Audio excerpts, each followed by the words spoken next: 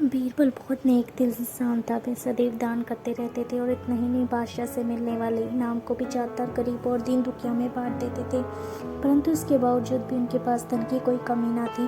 दान देने के साथ साथ बीरबल इस बात से भी चौकन्ने रहते थे कि कपटी व्यक्ति उन्हें अपनी दीनता दिखाकर ठग डाले। ऐसे ही अकबर बादशाह ने दरबारियों के साथ मिलकर एक योजना बनाई कि देखिए कि सच्चे दीन दुखियों की पहचान बीरबल को हो पाती है या नहीं।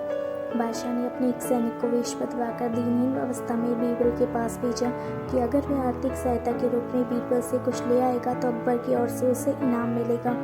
एक दिन जब बीरबल पूजा पाठ करके मंदिर से आ रहे थे तो वेश बदले हुए सैनिक ने बीरबल के सामने आकर कहा, हुजूर दीवान, मैं और मेरे 8 छोटे बच्चे हैं जो 8 दिन से भूखे हैं।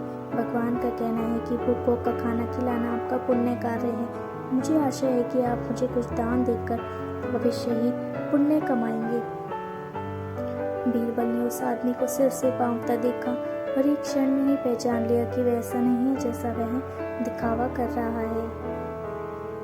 बीरबल मन ही मन मुस्कुराए और बिना कुछ बोले ही उस रास्ते पर चल पड़े जहाँ से होकर एक नदी पार करनी पड़ती थी।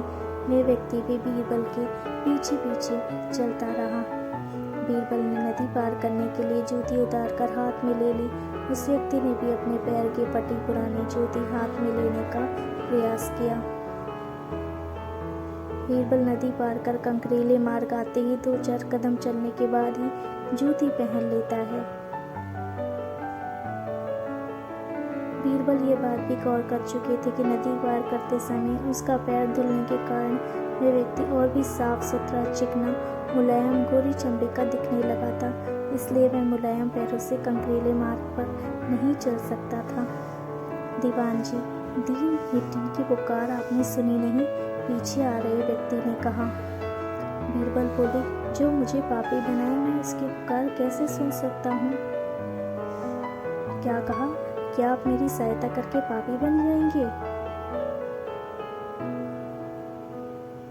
हाँ, वे इसलिए कि शास्त्रों में लिखा है कि बच्चे का जन्म होने से पहले ही भगवान उसके भोजन का प्रबंध करते हुए उसकी माँ के स्तनों में दूध दे देता है। उसके लिए भोजन की व्यवस्था भी कर देता है।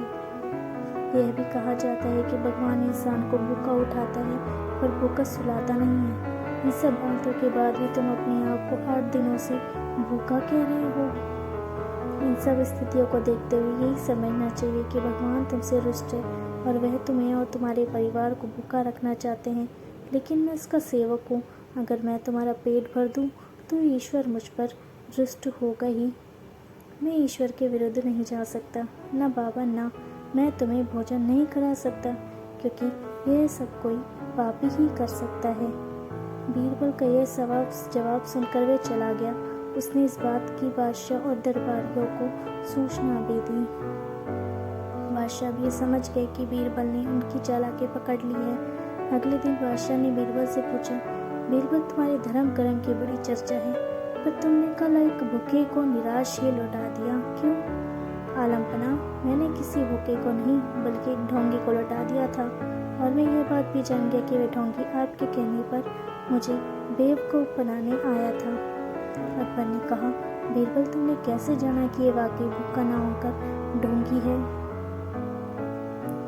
उसके पैरों और पैरों की चप्पल देखकर यह सच है कि उसने अच्छा वेश बनाया था, मगर उसके पैरों की चप्पल की कीमती थी।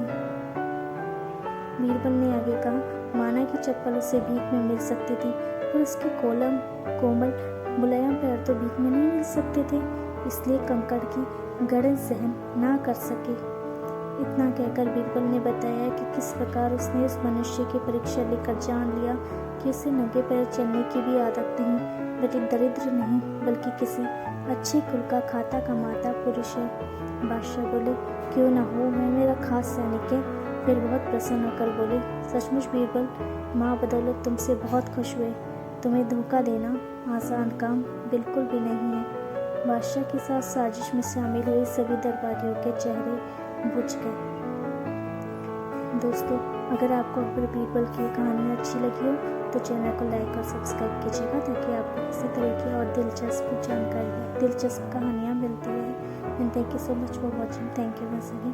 Keep watching, keep subscribe, keep following.